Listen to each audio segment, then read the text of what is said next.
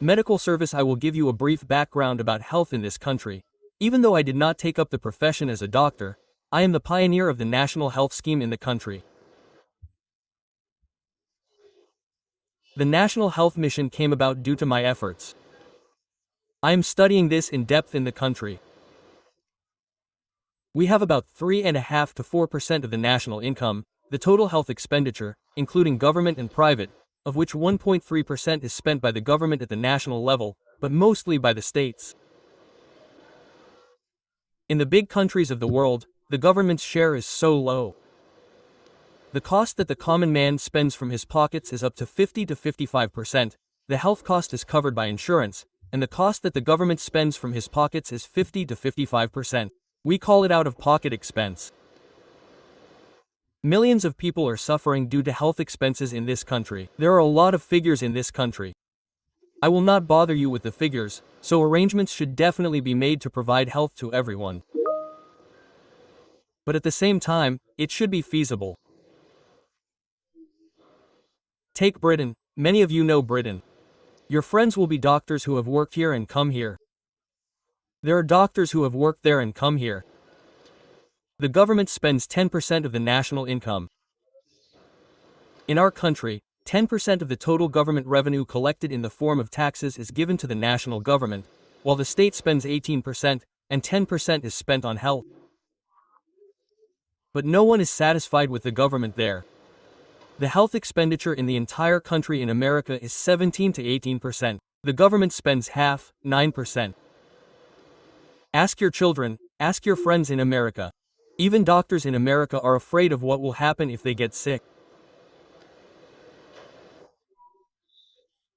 What will happen is that when there is free treatment for everyone at all levels, expensive treatment will increase regardless of need.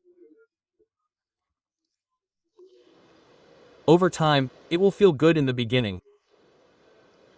It is said that supply induces demand. That is, the one who supplies, new technologies are coming up. Suppose I get sick, in my eyes, my life is worth a few crores of rupees. So, I am ready to spend how many crores. But, society did not see it that way. Society should think about how many lives should be saved with those few crores of rupees. In that context, today's discussion is mainly about experts in the private sector. Dr. Bhaskar Rao is running the KIMS organization successfully. Satya Kumar is a committed politician and the Minister of Health. Today, a discussion without any complications should be held on how to provide health to everyone in a practical way without increasing the cost excessively. In this context, we will discuss because the topic is very deep. How many hours can we discuss? So let's limit ourselves to this. Satya Kumar, first of all, what does the government think about this matter? Thank you, sir. First of all, I should say one thing. It is as if a layman was seated between two scholars.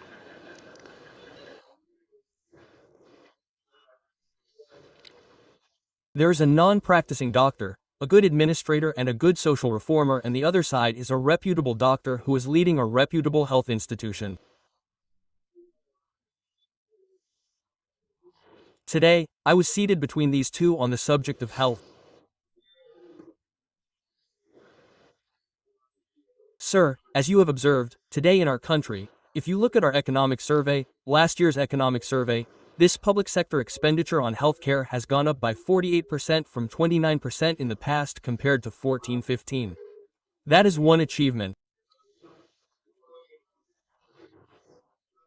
And credit goes to Narendra Modi Garu, one thing. So, that is now almost close to 3.3%. 3% in 2002, 2003, it was public, that is, government spending, both the center and the states together, was up to 905,000 crores.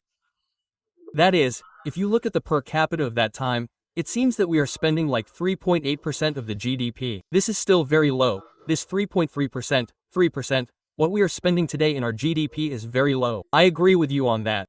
There is a great need to increase this in the coming days. Because health is a problem for everyone, from birth to death, so there is a need to increase expenditure on it. This out-of-pocket expenditure is also due to the introduction of some schemes like Ayushman Bharat, This out-of-pocket expenditure is also our savings of 1.4545 lakh crores according to the Economic Survey report. Leaving that aside, today you have mentioned something in this state. What kind of measures are you taking on healthcare? What are the efforts you are taking for healthcare?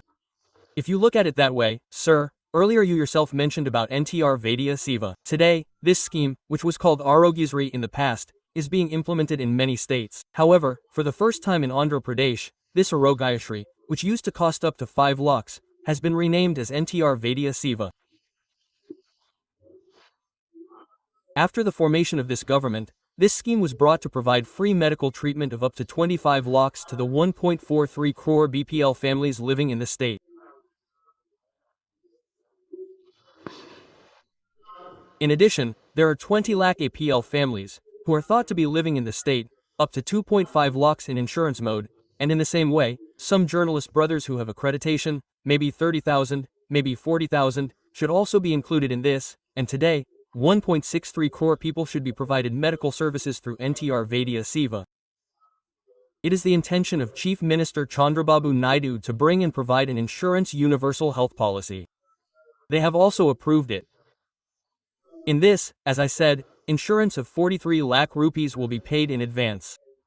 The remaining 20 lakh families will also pay. What happened in the past is that when we came to power in the government, these network hospitals had paid 2,500 crore rupees under Arogyasri and went to the network hospital. Now, while paying those dues, there is a background of having to spend an average of 350 crore rupees per month under this Arogyasri NTR medical service.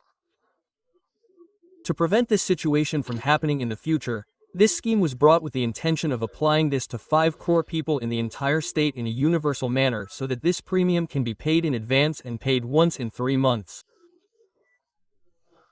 This decision was taken in the context of news that some people will not get health services because these hospitals did not receive money from the network hospitals. Since the premium is paid in advance to the insurance companies, we are bringing this in a hybrid mode in their network hospitals. Up to 1.5 lakhs, a total of 1.63 crore people, 60 lakhs, families will have insurance up to 1.5 lakhs.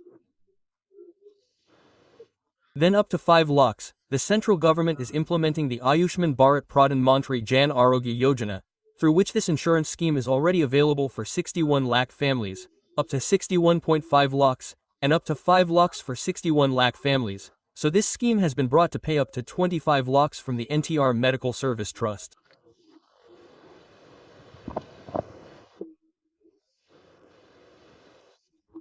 Thank you Satyakumar sir, Dr. Bhaskar Rao sir. The private sector is under criticism in some cases in the country on medical treatment. Before I go into it, we should note one thing.